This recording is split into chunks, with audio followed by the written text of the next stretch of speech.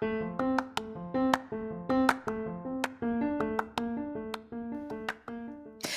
there, and welcome to the daily podcast where wisdom smacks us with kisses or love taps. I'm MichelleSpiva, a wisdom strengthening coach, your host, and practical priestess of wisdom. Mwah. Join us daily to gain wisdom and mental strength as we tackle innovative thinking, address emotional and behavioral life traps, and yes, provide you with some practical how to's to wrap it all up. So settle in or crank up the speed 2x, whatever gets your mental processes firing as we dive in. Stay tuned.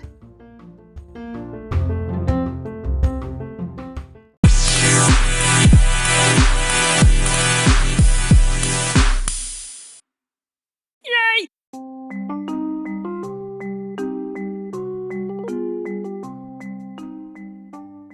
Shh. If we're quiet, maybe they'll just go away and stop knocking. No, that's not right. Who says? Hey, this is MichelleSpiva, your practical priestess of wisdom, and I want to welcome you to today's podcast of Wisdom Smack. So let's get into it as we continue talking about chaos, but this time we're going to be talking about everyday agents of chaos. I'll see you on the flip.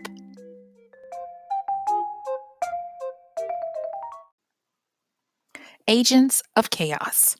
They are all around us, and I wanted to make sure that we continue to look at chaos because yesterday I tried to do chaos a solid and I talked about the beautiful side of it and how to embrace it, how to use it to your benefit.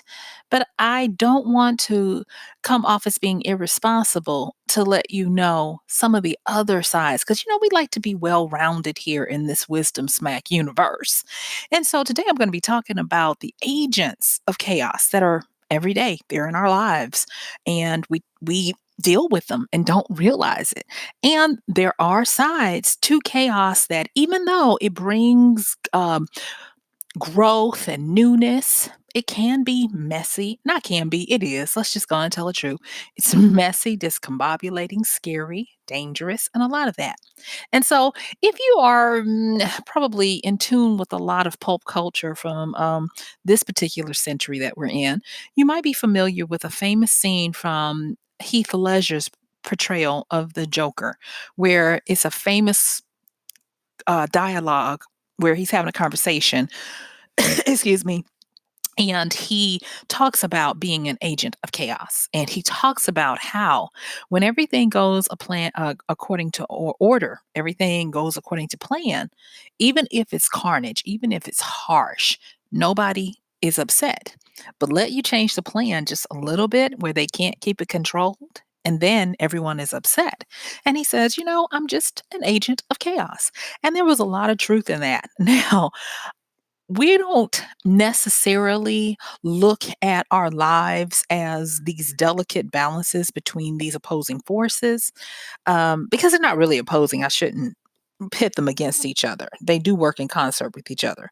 But I mean, what I'm wanting to say is, and please go and check the other day, not yesterday, but the other day's podcast where we talked about embracing chaos to get a little bit more information. Because if you listen to it until the end, where I give you some practicalities of how to do S curve jumps, and some other things to use chaos in a good way, you'll see a little bit more of what I'm talking about today, and it'll help you. Okay, so let's get into these agents of chaos. And I like to call them everyday agents because we have them in our lives, and you do yourself a disservice to not identify who they are, what role they are in your life for, and how to use them more effectively. Okay, so the first thing I'm going to say is it's not necessarily the goal to eject each and every one of them. Some of them, yes, but some of them, they have a reason and a season for being in our lives. Okay. So, first, I want to talk about the provocateurs. Now, the provocateurs come from provocative to evoke something out of people that usually is tied to passion It is tied to some type of emotion field projection of a feeling, and they get people riled up. They are pot stirrers. These are the type of people that we think of when we talk about provocateurs. A lot of times they love disruption. They love to break the trance. They love to do pattern interrupts. And so a lot of provocateurs, you're going to find them in all walks of life. They will be performance artists, shock jocks. They will even be coworkers who, no matter what, they're going to be contrarian. They're going to do different things. They're not going to toe the company line. And it's not necessarily a bad thing. Of the ones I'm going to talk about in this quick little list, which is not exhaustive, I'm going to say the provocateurs are going to probably be the most mainstream of them. And I list them first because of that, because I'm like, identify who they are and understand that they keep life lively. They keep us from falling into the doldrums and the traps of order.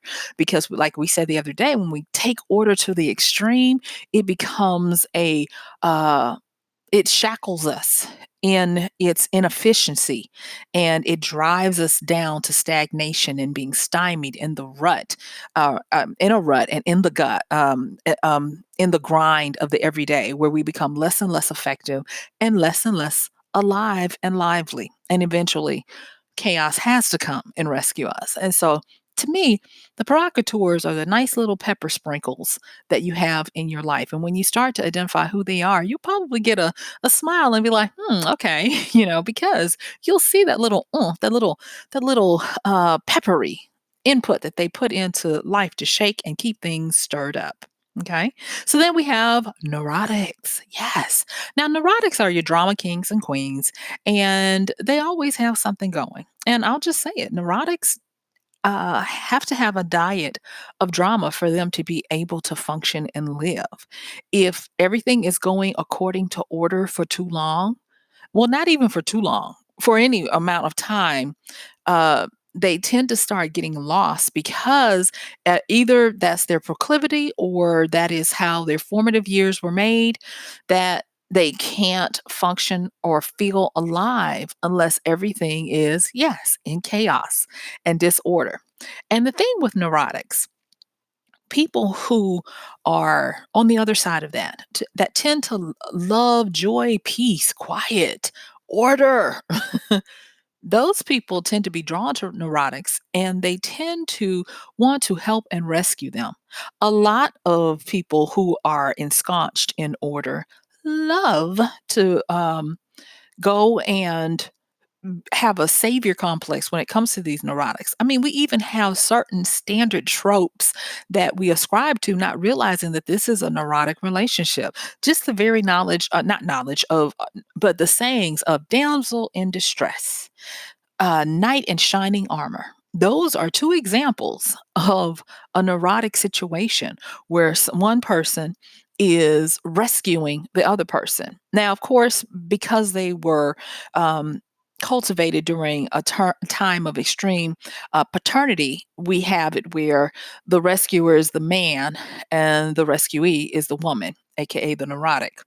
But it can be any type or mixture of people, same sex, whatever. It's still that going to be that kind of dynamic. And I will say this: dealing with in my previous, life as a counselor and having to get in the mix with people and dealing with some of their more sexual issues, it was funny that a lot of times you would have people that were straight laced and they were always attracted to people that they call crazy. But they would always talk about, the sexual exploits and how it's just so amazing. But if not for the other side of of their life. And in this book that I've mentioned many times on here about narcissism, and I'm going to be talking about good old narcissists in just about a minute. When we talk about narcissists and egoists, because that's what this book is about, revisiting narcissism. We find that.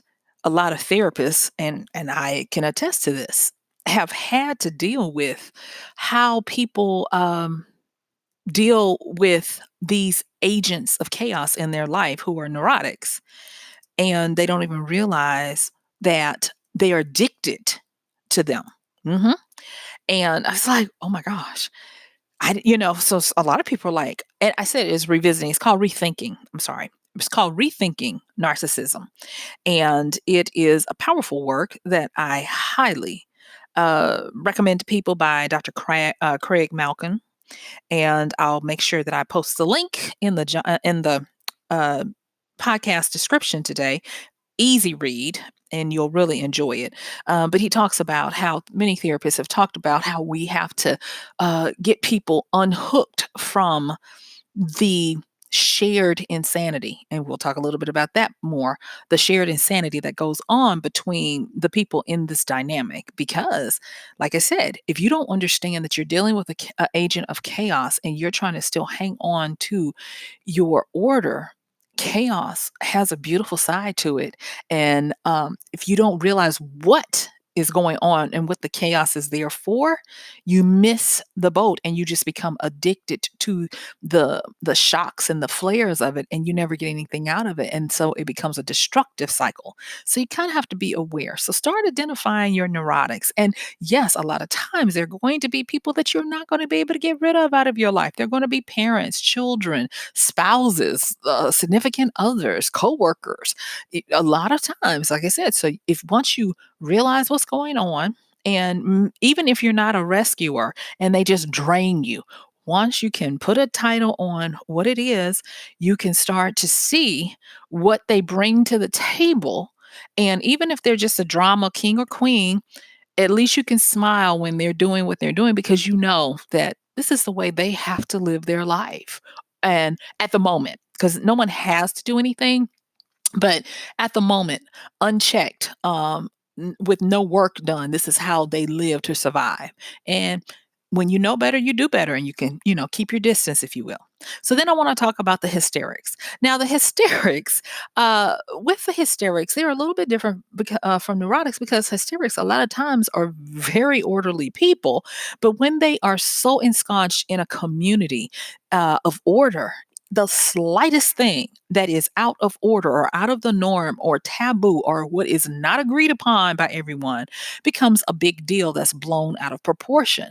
And so you can have a slight that turns into a mountain of disruption, where they just keep feeding it and feeding it and feeding it and becoming more and more hypercritical, hyper hysterical, just angry for no reason. When you look from the outside, you're like, why are these people so upset about this tissue paper on the floor? That kind of thing. And highly excitable. And understand that emotions are contagious. And that's another reason why we're talking about these agents of chaos, these everyday agents of chaos. Because if you're not aware, you might get infected with what's going on. And the reason why you need to be aware of these particular agents of chaos is because, unlike the Joker, the Heath Ledger version of the Joker, they didn't know what they were doing. They don't know what they're doing. And thus, they can't seem to get the benefit of what chaos brings. And so they stay in this eternal loop of just the first parts of chaos, where it never starts working itself out to bring something new and then turn it into order. And so you want to be aware of being able to identify these people. So far we've talked about our provocateurs, and we're like, okay, they're usually fun. Then you've got your neurotics, and then you've got your hysterics. And now I want to talk about one that's diabolical, because it's really hard to identify, because a lot of times you might be this person. And you might be this person only with certain people, but not with others. And that's what makes it so hard. And so it's codependence. We also call it victimhood. And this is usually where there is a relationship, a pro quo relationship of a silent agreement, or just known agreement, where we have this relationship and we do this dance, and it is intertwined in an unhealthy manner. And the reason why codependents are agents of chaos, or the codependent relationship is an agent of chaos, is because it's very unstable. So, like the energy of chaos is unstable in that it always causes a blow up of high emotion, and it takes people out of their peaceful place, and it puts them into the volatile energies of anger, fear, jealousy, regret, all of those types of things that play over and over again when you have these interactions. And so with the codependent, we could do an entire series of podcasts about codependency. But with the codependent, at any given time, there are three different stations that they play. So you can have the victim, the rescuer, and the persecutor. So, and I do know that when we were talking about the neurotics, I talked about people who like to rescue them. So ding ding ding, if you caught that a lot of codependent relationships involve a neurotic and a codependent person who is a rescuer to function. Oh yes. So with this victim, rescue, and persecutor in the codependent relationship, you can have one person doing all of the three within themselves, or you can have it with one on one, or even within a group. And it a lot of times can be a familial group, or it can be a societal group, and people play their parts. So there will be a victim, there will be a rescuer, or quote unquote, they like to paint themselves as a defender, and then there will be a persecutor that is going to be the critical one.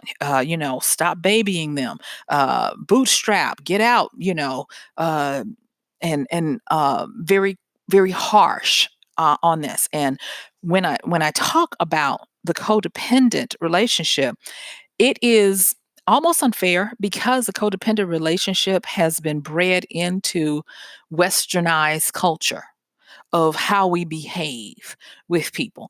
There will be times when you'll have a parent or someone who had a formative time in your life who thinks that you owe them and that your debt to them will never be paid. That is a classic codependent relationship. Say, for instance, you have a parent who raised you and maybe been single when they raised you. You get up and you want to live your life, you want to go do your thing, and they are like, why don't you call me? It's not necessarily if they want you to take care of them financially, but they want to keep their tether to you. And it is not healthful because it is a relationship that always brings, you guessed it, chaos. That uncontrollable chaos that has no movement forward. And so it is a bastardization of what chaos is really supposed to do. So then, lo and behold, we have the high level narcissist. Now, remember in that book, Rethinking Narcissism, the wonderful thing that I like about that book by Dr. Craig Malkin is that he gives us a scale. And on one end are egoists, and then on the other end are narcissists. And I like this because of the duality approach to it, that the the high end narcissist is just as bad as the high end egoist. And to understand these relationships helps us because we all fall somewhere on this range. And there is a happy, healthy bell curve middle where it can be a delight to be around people who are in this middle. And so understanding these high level narcissists and how they bring this and I don't want to say demented energy because I don't want to vilify them. What I want to do is I want to just say that they um they warp the chaotic energy in that even with chaos, they still try to control it. And the effect is that they are having order by causing disorder in the lives of others, whether it be gaslighting someone, or it be intimidation by doing erratic behaviors and always keeping someone on their toes where they're hyper vigilant, not knowing when and where and how they'll strike next. That is another aspect of the high level narcissist. And of all of these, I'm going to say that you definitely, when you're dealing with a high level narcissist, unfortunately, that's going to be one when you identify it, you got to go. You just can't stay. Got to go. Okay. Of the other ones, provocateurs, yeah, and like I said before, they're neither here nor there. Neurotics, depending on how much help and healing you're trying to get, definitely. You can work with them. It's the same thing with codependence. But the hysterics is going to be hard as well because that's usually community based or even cult. Excuse me, cult based, group hive think with the hysterics. And so a lot of times you'll have to just move away from that because you cannot change a community if you're trying to do it on your own. Okay, so well, now that we have talked about these everyday agents of chaos and we're talking about provocateurs, neurotics, hysterics, codependents, and high level narcissists, let's talk about some practicalities to help you on dealing with them. Okay, because we're practical around here with this here wisdom. So, the first thing I want to talk about is your power to pivot. Oh, yes. So, to pivot means just that, change your course, change your direction, change up the way you deal with them. And so here's a good shortcut when you're dealing with any of them that we just listed, and that is to change your direction. And this is the one thing that I want to say. Too many times we are so busy trying to run a race, a straightforward race as fast as we can, where it gets into competition, it gets into awards and trophies and looking good in front of others. Who's the first? Who's the winner? Who's the best? All of that, that we don't realize that that is not the only direction that we can go. And so you have to be careful when you're dealing with everyday agents of chaos because if you're trying to run this race, you're trying to run it fast, win it hard, and all of that, you might be allowing people to get away with stuff that they shouldn't in your life because you're just so busy trying to win no matter what. And that's not necessarily what you want to do. So you want to consider changing the frequency. And when I talk about frequency, I am actually talking about energy. Think of frequency when you're thinking about radio stations when you had to tune into them and find the right wavelength in the air, the real air, the right wavelength that they were broadcasting on to tune into them to be able to get a clear signal. And just as easily as you're able to move that knob to tune into a radio station or move away from it, you can do that with these agents of chaos in your life. Change your frequency. And you can do that by changing your direction. And I'm going to say this instead of trying to run forward, jump upward, get on another level. Um, if they are on a different frequency from you and you take the initiative to get above them, they're not where you are because in order to be where you are, they've got to change and they've got to be better. And so when you go up, if they want to be up there with you, they have to change. And that usually means that they have to change out of that discordant energy to be able to be on that frequency. And so it's simple, but it is very, very straightforward and a shortcut to being able to get that energy out of your life. Okay. And so here's the next thing when we're talking about pivoting. Think about the inverse of what you would normally do. So, if you would normally engage them, don't. If you would normally ignore them, don't. Mix it up in the way in which you react and you respond. And you can do this by changing the types of responses you give and the actions you take when dealing with them. And then here's another one. I've talked about this on a early podcast. I think I called it L's and S's, if you want to go back and listen to it. But take a look at different angles that you can use. Straightforward is going to usually be lines and angles and logic. Straight lines, 30 degrees, 45 degrees. Those lines that intersect or go straight forward. 180 is a straight line and all of that. And if that is not working, if logic is not working with them, and a lot of times it will not, then you can use the power of curves. And that's going to be creativity, S's, O's, soft geometry, and unorthodoxy. Doing something in an unorthodox manner so that you use the same power that they would, and that is you break the pattern. You pattern interrupt them before they can pattern interrupt you. All right. And then here's another one. Do not accept or share in their volatility. One of the things about agents of chaos that we deal with every day is unchecked, you start sharing in the insanity and not even realizing that, oh, when I'm around this person, I get hyper, my heart starts working. I keep trying to get to the understanding of the story they're trying to tell me. And I find out that I'm all upset about somebody I don't even know.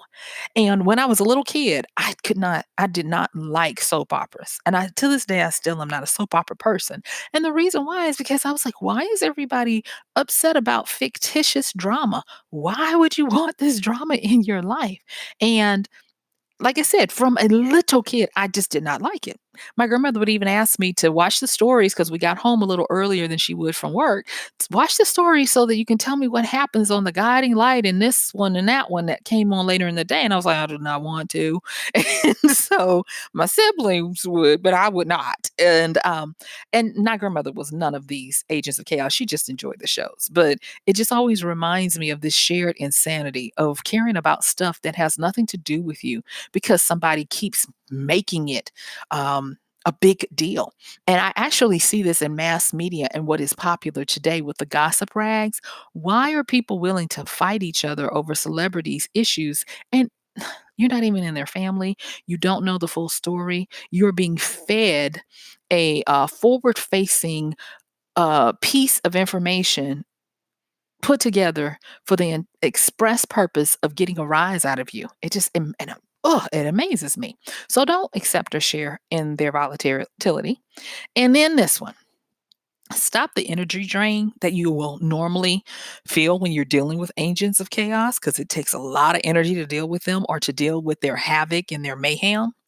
Do this by changing your personal contract with yourself, especially when it deals with this person or this type of person and how you engage with them. Too many times we have a personal contract to try to be nice to everyone and give them something that they don't deserve. And that giving is your presence and your time. I want you to know this, that your presence in anyone's life is a privilege and not a right. They don't own you and they don't own your time. Even if you are working in a job, when it comes to them and their antics on your person, that is outside the purview of your job responsibilities. And so you need to make sure that you clearly establish your boundaries, mark the lines of demarcation. If you got to tell them, look, you're moving into an area that has nothing to do with our work relationship, yeah, you can do that. And if you're dealing with, because I find a lot of times agents of chaos get promoted faster than most people. I don't know what that is about. And if, say, for instance, you're fearing, losing your job or whatever, work, like my grandmother used to say, work your head out carefully when it's in the mouth of the lion by setting up something else. Because one of the things that everyday agents of chaos do not like, they don't like to be ignored and they don't like to be alone. And if they know that you are not feeling what they're serving and that you are wanting to remove yourself, sometimes they will do better in their behavior uh, to keep you around. Now, I can't say it'll be long term without professional help or some type of guided help to change them, but they will make the effort if they want to do that. And when you go back and you change your personal contract and you know that you know what you will stand for, what you won't allow, and you are able to articulate that to people, oh yes, they start to change because you are now activating not only some order, yeah, you're putting order in it, but you're also activating your own chaos because remember, chaos is the new. Chaos is also abundance and change. And so by doing things like this, most people say, "Oh, I'm reestablishing order." No, you're bringing in new order, which is a higher, more productive level of chaos that we do want to embrace. And so it's very powerful that you do that. So now in the last few minutes that I have, I want to just go on and give us a recap so that you can make use of this because I'm telling you, as sure as my name is Michelle, the atmosphere is pregnant with chaotic energy. And only those who understand how to make use of it are not going to go cuckoo and not going to lose their mind. And so this is wisdom trying to help us all. So, with these everyday agents of chaos, this is not an exhaustive list, but this will help you with a majority of the angst that you go through trying to deal with people in your life and in your surroundings. And that's going to be aware of them. If you categorize them and understand what's going on, it will help you. So you've got your provocateurs, your neurotics, or drama kings or queens, your hysterics. Those are going to be people in a close knit community who all think the same and get hysterical about the craziest stuff.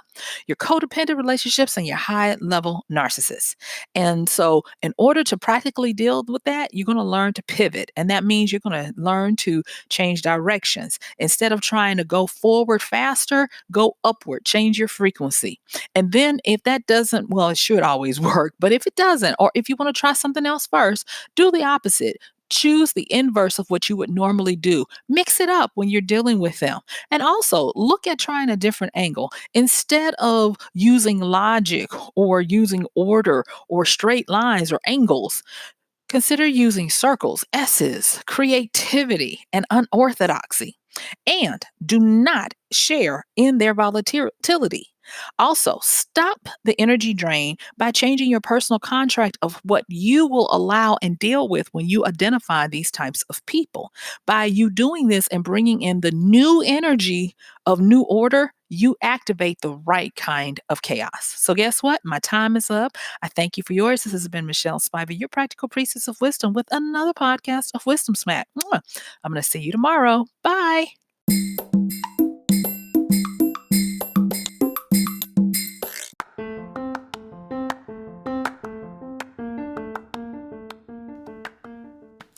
And that's going to do it for today's podcast of Wisdom Smack with MichelleSpiva.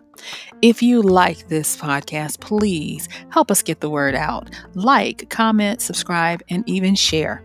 And if you really like it, please help us continue to get the word out by considering using this show's link for Amazon. So when you want to go to Amazon and you do all of your general shopping, please use MichelleSpiva.com/AMZ. It's simple as that. It doesn't cost you anything extra, and this show might receive a little bit of commission that will go towards helping to further get these episodes out to you and to others. So thank you so much for listening. This has been MichelleSpiva with Wisdom Smack. Bye.